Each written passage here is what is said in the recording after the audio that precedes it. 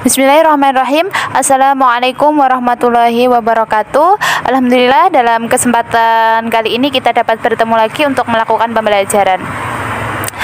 Kami dari kelompok 8 yang beranggotakan satu Safa Zanubata Sya'umul Izati, yang kedua adalah Sindia Dewi Pratama, akan menjelaskan makalah kami yang berjudul konsep pengawasan.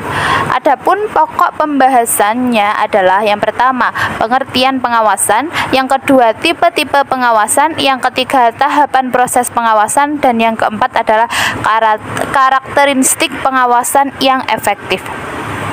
Kemudian pengertian pengawasan. Menurut Liddell F. Urwig, pengawasan adalah upaya agar sesuatu dilaksanakan sesuai dengan peraturan yang telah ditetapkan dan instruksi yang telah dikeluarkan. Menurut Sodang Siagian, pengawasan adalah proses pengamatan pelaksanaan seluruh kegiatan organisasi untuk menjamin agar semua pekerjaan yang dilaksanakan sesuai dengan rencana yang telah ditentukan sebelumnya. Jadi, dapat disimpulkan bahwa pengawasan merupakan tindakan-tindakan perbaikan dalam pelaksanaan kerja agar supaya kegiatan sesuai dengan rencana yang telah ditetapkan, petunjuk-petunjuk dan instruksi-instruksi sehingga tujuan yang telah ditentukan dapat tercapai. Adapun tipe-tipe pengawasan, yang pertama adalah pengawasan pendahuluan.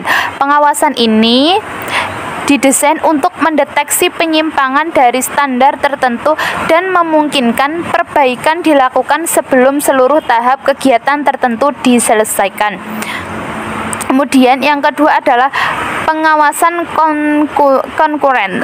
Tipe ini merupakan tipe pengawasan di mana suatu kegiatan akan dilanjutkan atau tidak apabila ada persetujuan atau ada kondisi tertentu yang harus dipenuhi.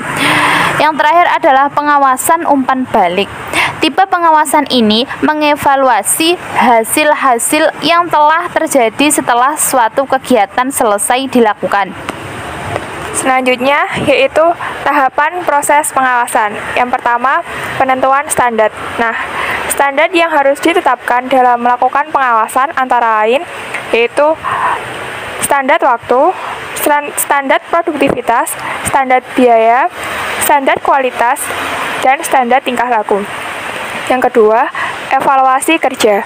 Nah, evaluasi untuk kerja ini dilakukan dengan pengecekan terhadap penyimpangan berdasarkan standar yang telah ditetapkan. Dan yang ketiga, tindakan perbaikan. Nah, tindakan perbaikan ini dilakukan apabila proses dan hasil kerja terdapat penyimpangan dari standar yang ditentukan. Selanjutnya, yang terakhir adalah karakteristik pengawasan yang efektif. Yang pertama, informasi yang akan diukur itu harus akurat. Yang kedua, pengawasan harus dilakukan tepat waktu di saat penyimpangan diketahui. Yang ketiga, sistem pengawasan yang dipergunakan harus mudah dimengerti oleh orang lain. Yang keempat, pengawasan harus dititik beratkan pada kegiatan-kegiatan strategis. Yang kelima, harus bersifat ekonomis. Artinya, biaya pengawasan harus lebih kecil dibandingkan dengan hasilnya.